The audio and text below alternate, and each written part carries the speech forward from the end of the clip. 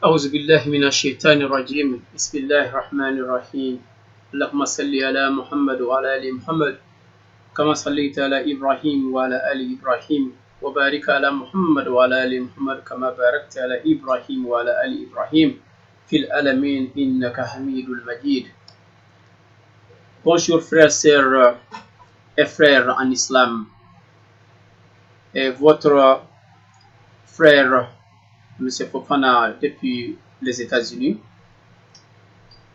Et ceci est une réponse, ou plutôt une réplique aux soi-disant révélations fracassantes de Cheikh Ahmed Khalifa Niasse. Et si je mets entre guillemets fracassante, et ça veut dire qu'il n'y a rien de fracassant dans tout ce qu'il dit. Et pour ne pas aussi se verser dans l'insulte ou dans la dénonciation, je voulais seulement ne pas lui donner un peu de l'honneur en le qualifiant même de cheikh, parce que un bon musulman, d'après la tradition musulmane, est celui qui sait garder sa langue, sa main et surtout son sexe. Et tous ceux-ci ont échappé à Ahmed Khalifa Niasse.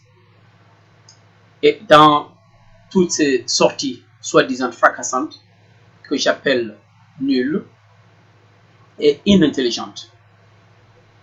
Donc le titre de cheikh lui a été enlevé et le mante du savoir aussi doit lui être soulevé et regarder et ce qu'il cache au-dessus. Khalifa Niasse, comme il m'a appelé l'Ayatollah de Khomeini, est connu surtout par ses controverses, sa provocation. Et comme tout musulman connaît, la provocation est pire que la tuerie.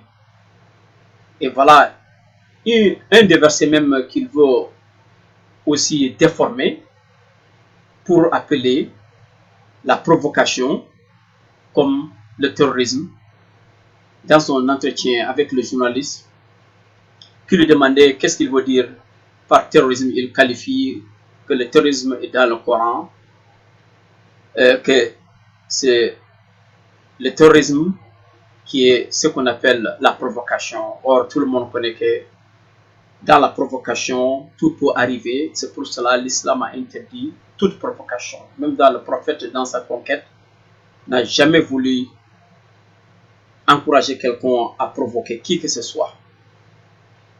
Et si nous nous rappelons dans la bataille de Khandaq, quand il a appelé il a envoyé des pionniers et pour aller épier l'armée de Abu Sufyan, il a donné une recommandation précise qu'il ne faut pas provoquer qui que ce soit.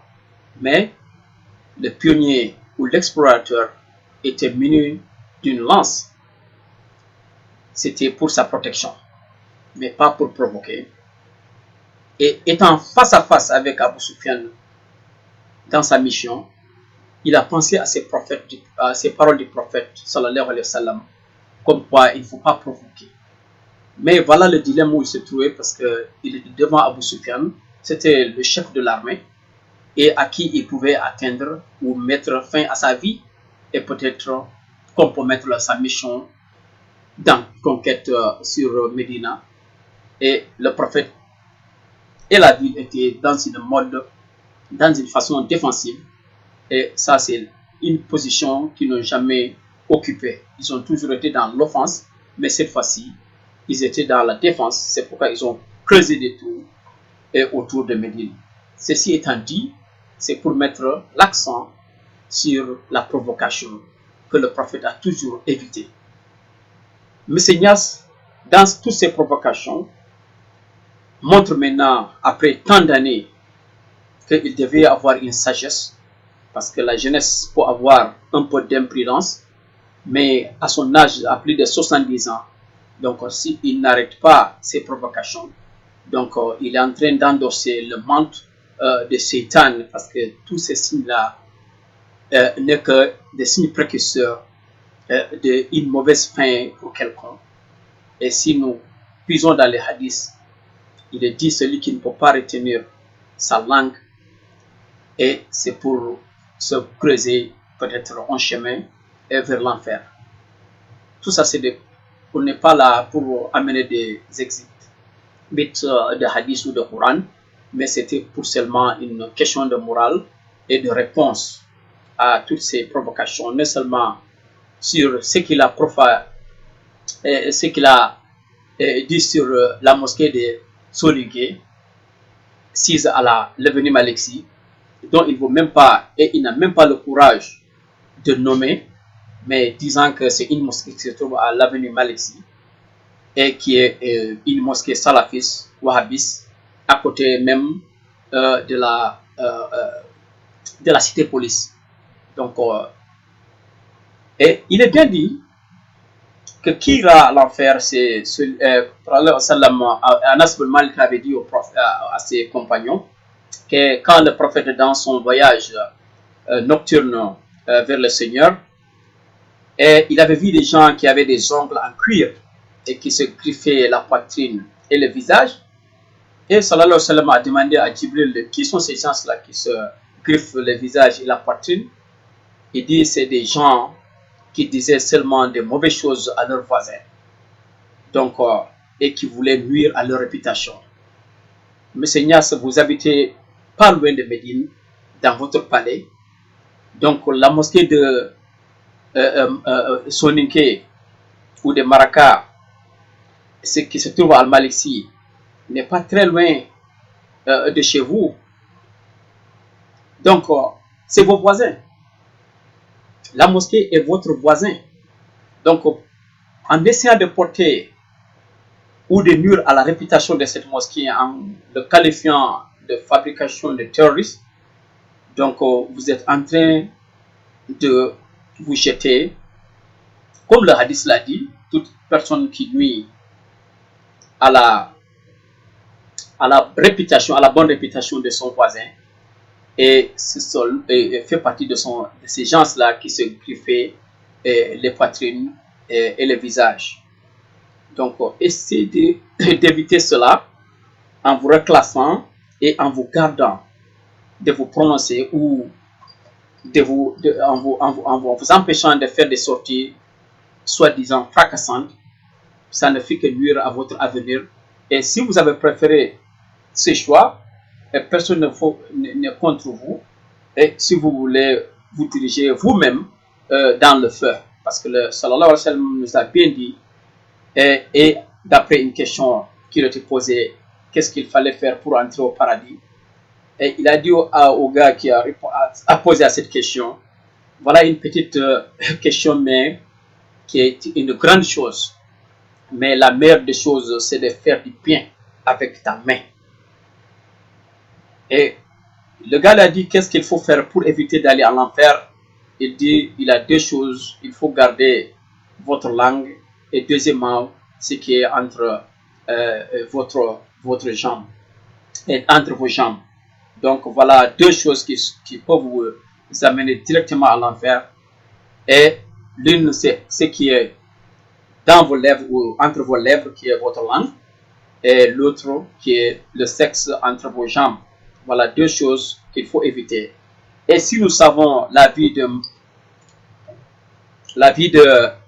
Khalifa Niasse, donc et voilà ces deux choses qu'il a toujours utilisées, et d'autant que ces sorties soi-disant fracassantes est une réputation de sa mauvaise langue qui ne lui a jamais servi, puisque ça ne lui a jamais réconcilié avec qui que ce soit dans sa communauté, dans sa famille même, et avec ses femmes. Et tout cela, c'est à cause de sa langue. Et deuxièmement, ce qui est entre ses jambes, et parce que le divorce pour lui, c'est comme une chemise qu'il faut changer de jour en jour, c'est à la mode. Donc, on sait la position de l'islam sur le divorce, et je l'ai vu, et j'ai entendu lui-même parler de divorce au niveau de l'église. que dans la religion chrétienne, quand le divorce est prononcé, donc c'est l'excommunion. Il donne le cas de Senghor qui a divorcé sa première femme et qui n'a pas pu regagner l'église parce qu'on lui a excommunié. Ça, c'est des chrétiens. Et d'autant qu'en tant que musulman, sachant les méfaits du divorce, et toi qui se vantes la poitrine en disant que tu as divorcé 21 fois, et on sait que chaque divorce, d'après les hadiths, que ça fait même bouger Dieu dans son silence, dans sa chaise. Donc, tu n'as même pas seulement nié, comment dirais-je, tu n'as même pas seulement osé déranger la tranquillité de Soniké, mais si tu as fait à Dieu 21 fois, donc une seule fois pour les Sarakoulés, donc ils doivent se tenir à être prêts d'en endorser ou d'en encasser plusieurs autres. Parce que celui qui n'a pas craint de divorcer 21 fois et tous en se félicitant de cela, avec fierté, donc quel genre de façon de musulman M. Niasse est, je me demande. Mais il doit lui-même en tirer les conclusions qu'un musulman ne doit éviter toute affaire regardant le divorce parce que tous les anges et tous les ténèbres tremblent devant l'initiative même de divorcer. Mais il blâme ça sur ses origines mauresques, sa mère est shérif et puis elle est mauritanienne, qu'en Mauritanie, donc ça c'est une culture très répandue, que le divorce est comme une chose banale en Mauritanie. Et si c'est le cas, donc comme les quatre disaient toujours, on a vu ça avec nos parents, nos aïeux. Donc en suivant cet exemple, il faut pas oublier que le Coran ou le hadith ou la tradition islamique n'encourage pas le divorce autant que la religion chrétienne. Donc, M. Niasse, ça c'est une petite réplique parce qu'on pourrait rentrer même dans votre vie privée puisque vous n'hésitez pas à entrer dans la vie privée des gens, mais nous ne sommes pas là pour divulguer quoi que ce soit. Et d'autant que les questions peuvent s'interroger. Votre père ou vos grands-pères qui étaient vraiment des érudits, mais le titre de calife qui devait vous être donné et pourquoi cela a été évité, quelle est l'origine, parce qu'on a tellement de respect pour vos parents, mais quand on a un fils qui est si indigne, donc les gens sont obligés maintenant d'aller jusqu'à tes parents ou à tes arrière-grands-parents et pour savoir d'où ils viennent, et nous savons très bien d'où ils viennent, de Louga et dans quelle caste ils sont. Donc tout ça c'est des choses que les gens veulent éviter parce que votre grand-père et votre père ont été tellement des exemples, donc tout le monde a ignoré leur origine. Et d'autant que la tariqa que vous appartenez, qui est la tariqa Tidjani, a été un modèle construit sur l'égalité des gens. Donc, cela a permis à vos parents et à vos grands-parents d'accéder à un niveau de réduction islamique. Donc, ils ont mérité leur rang. C'est pourquoi les gens ont peur de vous toucher, sinon ils vont vous toucher aussi vos bons parents. Donc, nous sommes dans le dilemme, mais c'est des choses que nous devons apporter pour éclairer certains sujets que nous, les Maracas, disent, les Soninké disent. Donc, si tu es un noble, si tu es un noble, et si tu ne te tais pas, un jour quelqu'un va te donner tes origines qui sont des origines esclaves. Et donc, si tu es calme, et même si tu es d'origine esclave, mais tu vas mourir en noble, et comme tes nobles parents, ils ont été calmes et puis ils n'ont fait que suivre de bons exemples. Donc tout le monde a oublié leur origine, mais grâce à vous, grâce à toi, je ne veux même pas vous voyez, mais c'est grâce à toi maintenant. Et les gens vont se demander l'origine de tes parents, et en découvrant cela maintenant, ça va leur atteindre, ou comment dirais-je, les dégrader au niveau, à leurs yeux, qu'ils ont subi seulement un nombre de castes, et on savait On sait très bien que cette affaire de caste est une chose vraiment à qui moi-même je ne suis pas en faveur, que c'est un système qui doit être aboli dans tous les systèmes. Et ce système a été combattu, mais ça a été utilisé plutôt par tous les tariqas. Et prenons le cas de Qadriya. Le Qadriya est venu comme pour purifier l'islam, donc en utilisant ces raisons, donc qui sont de rectifier quelque chose qui a été vraiment tordu dans l'islam. Donc on a le cas de Cheikh Abdul Qadr, bon, qui a été de Iran, bon, qui est né même à l'époque où l'empire soninké ou l'empire du Ghana atteignait sa fin.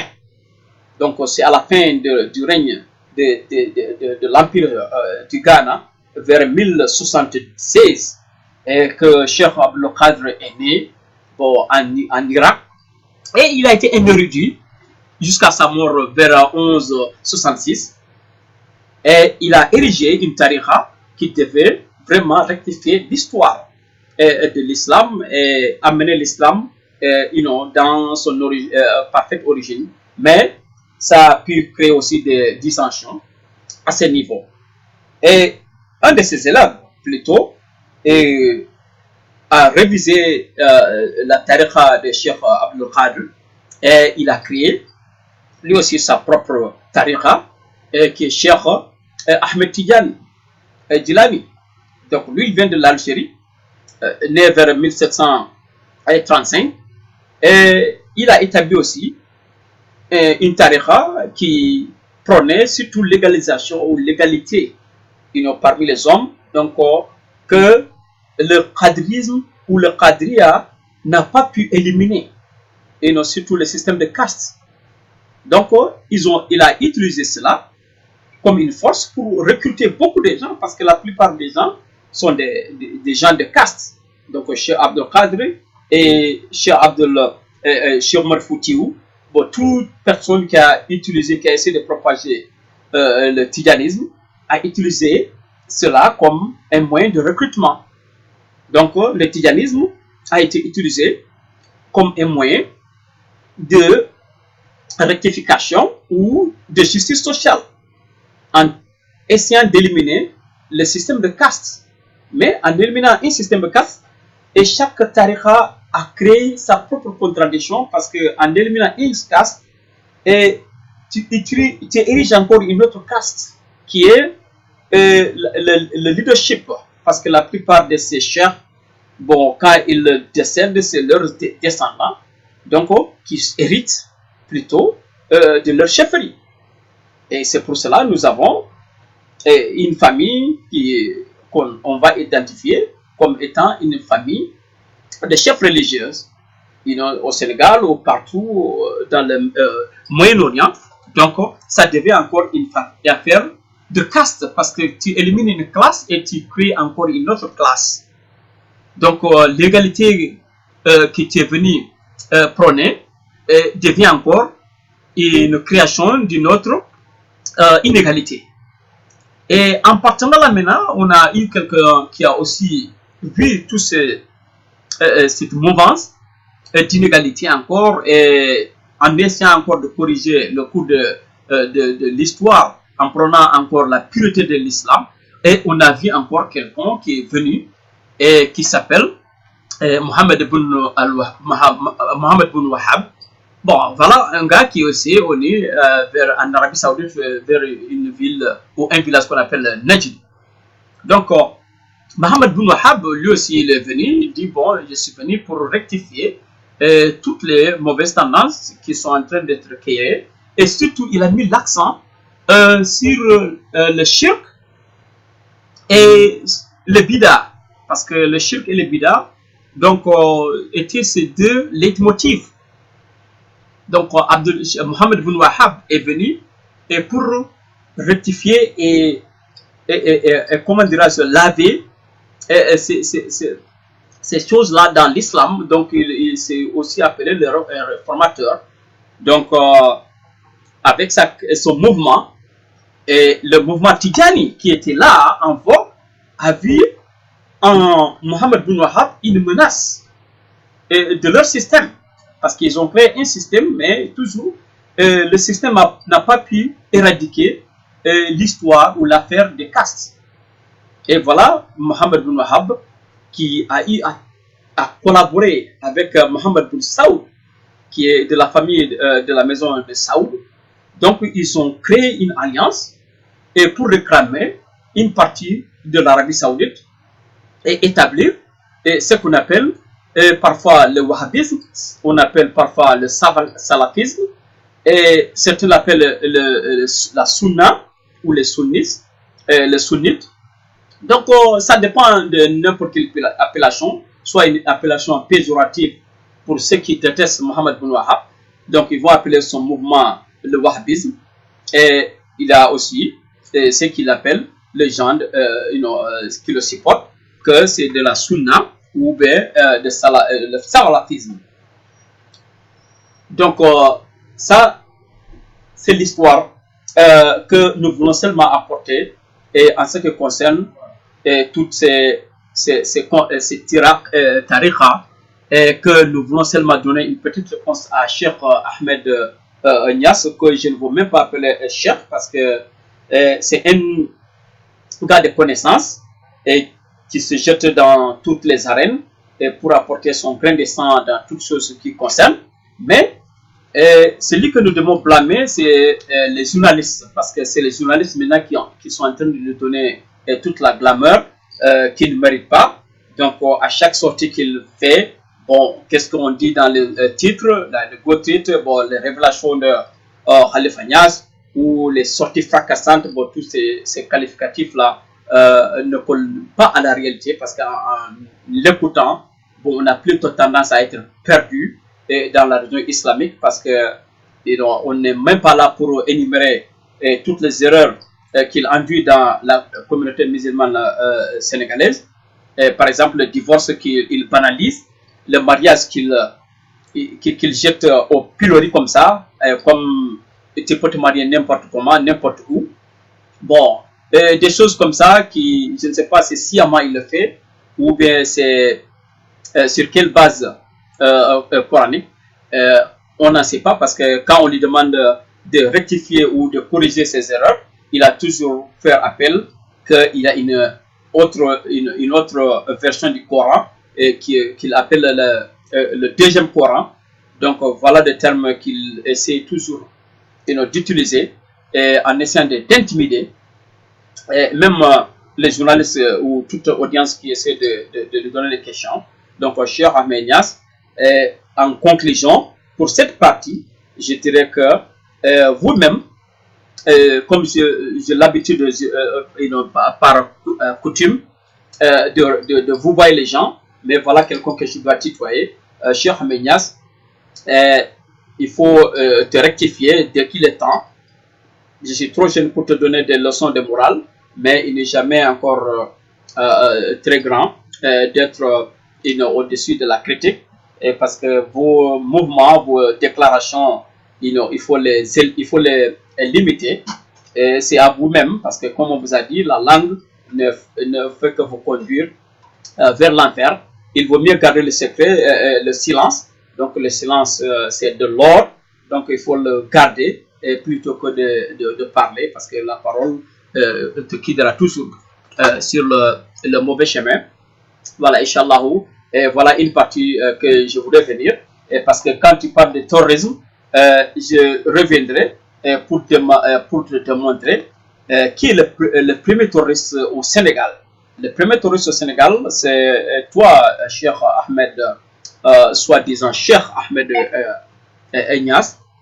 Inch'Allah, on reviendra pour vous qualifier. Pourquoi nous vous appelons le premier terroriste du Sénégal. Premièrement, parce que celui qui menace les gens, c'est ça le terrorisme. Parce que vos menaces sur la mosquée de l'avenue Maliksi constituent tout d'abord un premier élément, un premier signe du terrorisme. Parce que c'est ça le fond du terrorisme, c'est de faire peur. Et c'est pour te dire que les Soniqués ou les Marcas sont des gens pacifistes. Tu ne verras jamais un soninké qui a grandi dans la culture soninké prôner la tuerie en masse ou d'une personne dans l'histoire. Parce que c'est le premier à être converti à l'islam depuis le 7e siècle ou 8e siècle et jusqu'à convertir toutes les autres ethnies. Toutes les autres ethnies ont été converties par les soninké, depuis le Hausa jusqu'au Peul, jusqu'au Malinké, jusqu'au Djahanko. Donc, toute ethnie confondue a eu des leçons à apprendre chez les Marca, mais ils n'ont jamais prôné la violence et tu ne verras jamais un cheikh sarakoulé brandir l'épée pour dire que voilà, je suis là et pour vous convertir. Mais les autres tariqas, et on peut citer le cas de Cheikh Omar Foutiou, malgré il a essayé d'être pacifiste, mais l'histoire lui a donné qu'il a utilisé la violence pour répandre le tijaïrou dans le Soudan français, de la Guinée jusqu'à au Nigeria. Donc, c'est pour te donner un petit exemple, sans oublier l'implication de Peul avec le mouvement Al-Farabi de Abdoulaye Ibn Yassine, depuis Sidil Massa jusqu'à Ouagadougou. N'eût été encore la résistance de soninké, donc le mouvement Al-Mourabide allait continuer à sévir et à causer de la violence.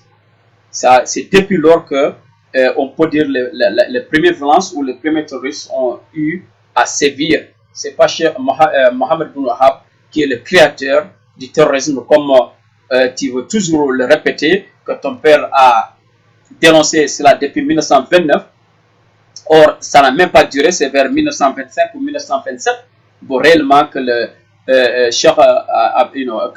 wahhabisme, comme on l'appelle, a été établi dans la majeure partie de Hijaz, ce qu'on appelle aujourd'hui l'Arabie Saoudite. Et le mouvement Al-Mourabide a utilisé le Peul du Fouta et surtout pour avoir une force dans l'armée, mais jamais tu ne verras un soninké diriger une armée par la violence et pour répandre l'islam ou pour menacer quelqu'un, surtout à ce siècle. Il faut regarder partout, nous avons des cheikhs en France qui n'ont jamais été impliqués dans tout mouvement terroriste. Mais au Sénégal, on peut arrêter et dénoncer des gens, même si la preuve est encore à démontrer, mais on a toujours des marabouts qu'on a arrêtés et des mosquées qu'on essaie de fermer. Et tout ça, c'est à cause des accusations, parce qu'ils sont proches des idées plutôt salafistes ou wahhabistes ou terroristes que la mosquée de Maliksi. C'est une mosquée qui est ouverte et tu n'as pas besoin d'utiliser un agent secret pour connaître ce qui s'enseigne là-bas. Il faut demander au président de la République, Macky Sall, qui a fait une prière là-bas. Donc, demande-lui en tant que chef de l'État, il a des gens partout qui lui donnent des renseignements.